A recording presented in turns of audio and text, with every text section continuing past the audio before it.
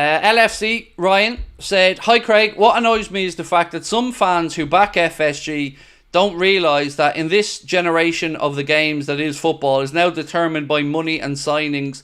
We need to spend more." I don't understand how anybody can think that these owners give a damn. I just don't. Not one decision that I remember from them coming to this club has ever been anything other than them finding the cheapest option for something. Going right back to the big first decision they had about the stadium. You can say it's the right decision, and it could very well be, but it was also the cheaper decision. We didn't sign Caicedo. We didn't sign Lavia, so we signed an 18 million quid alternative. We didn't sign a midfielder, so we brought in Arthur Melo. We didn't sign centre-backs permanently, so we brought in Ben Davies and Ozan Kabak. They are not solutions to problems. They're not even sticking plasters to problems. They're just owners that don't give a damn getting away with it because some people won't hold them to account. Nobody is asking for Liverpool to be in financial peril. No Liverpool fan that I'm aware of is begging for us to just spend good money after bad. But we do want the very clear gaps in our squad that we've seen season on season addressed. Again, I'll take you back to an Echo article at the very start of this summer. Liverpool have now entered the third year of their search to find a defensive midfielder. 3 goddamn years, and Wataru Endo has been the only answer we found. In 3 years.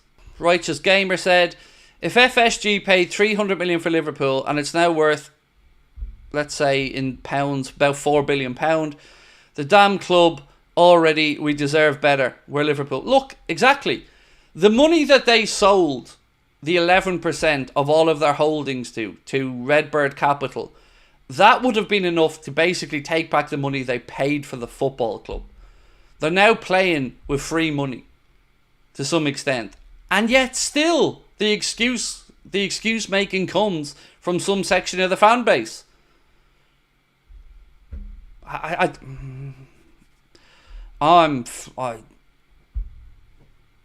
hate them. I really don't like these owners one bit. 3 years of no DM is pretty ridiculous, said Gio. It is, mate, and thank you for your membership. Harry Klein said, I hope they don't use the kids as an excuse, like Trey. The fact that they're moving on players without signing any is another indication of madness. Like, the Daily Star said Liverpool want to sign 2 forwards before the window shuts, and we've sold a forward in Carvalho, or a 10, whichever way you want to word Carvalho's position. We're about to potentially sell Bobby Clark, who's never looked anything but really good, for small enough money to Salzburg. There's talk that Ben Doak could be sold as well. We don't know what's going on with Kelleher in the goalkeeper department. We have no idea if Trent and Virgil are getting new deals, although there's talk that Trent's conversations are underway. With Virgil, I'll give you his own words. He was asked about whether there'd been any progress over his contract, and he said there are no changes at the moment. So that's our captain, who hasn't been offered a new deal as of yet. Our captain.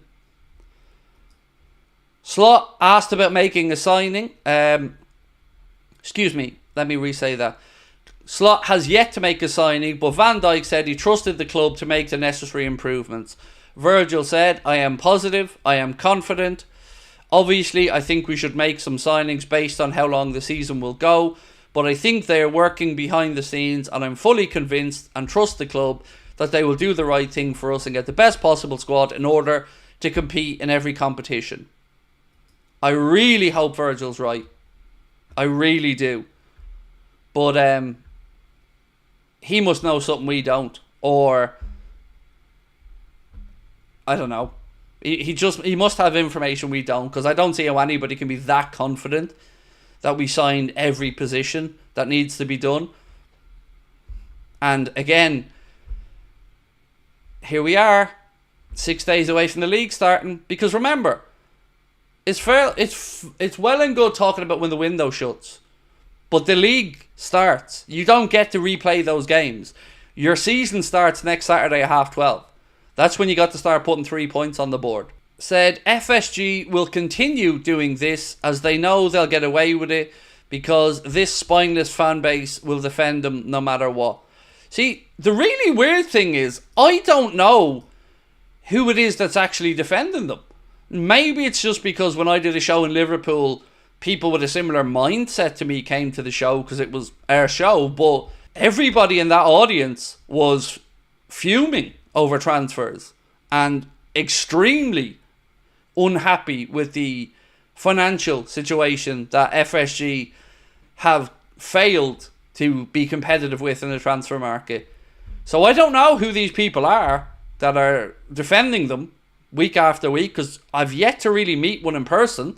I don't know about your good selves in the chat, but they're almost fictional as far as I'm aware. I don't know who they are, because I've seen on The Athletic, and I kind of let some stuff go on The Athletic because I realise it's a mainly American audience and their view of finance and sport has been a bit different to ours because of salary caps and, you know, the importance of making every penny count and all that other stuff. So I kind of just take that as a cultural difference occasionally.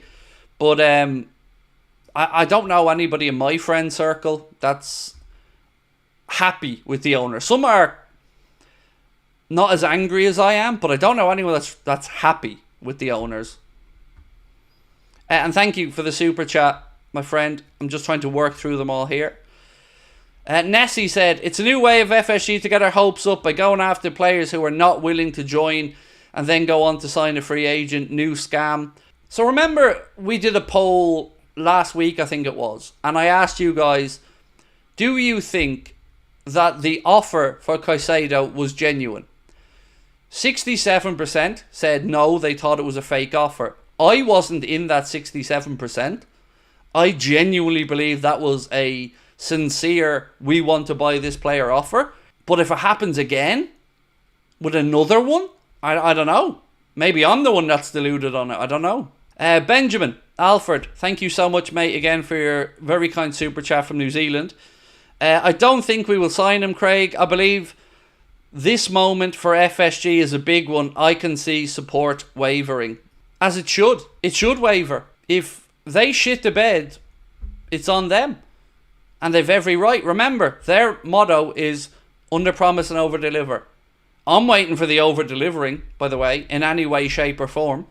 A lot of miserable weirdos wasting their money, said Lewis. Look, I'm okay to be held account, Lewis, for anything that I've actually said. If people want to use Bellingham as the thing to beat me, yardstick to beat me with, so be it. Like, show me anybody that has been 100% right on anything. But ultimately, mate, I'm a fan. I'm not a journalist. I'm a fan that loves coming on and talking about the club, and I don't want to be here moaning about the owners. I want to be like everybody else, looking forward to the season, but they've shafted us again. Like, they just do it year after year, window after window, and some people just are accepting of it. I don't know. Maybe I'm in the wrong. Maybe I've just got ridiculously high standards. I don't know. But for me, Liverpool should be looking to win every year. That's the aim. Win the league, win the European Cup. Not make weights, not be there or thereabouts. Win, win, win. Liverpool Football Club exists to win trophies. It is that simple. You don't pitch that vision around the world.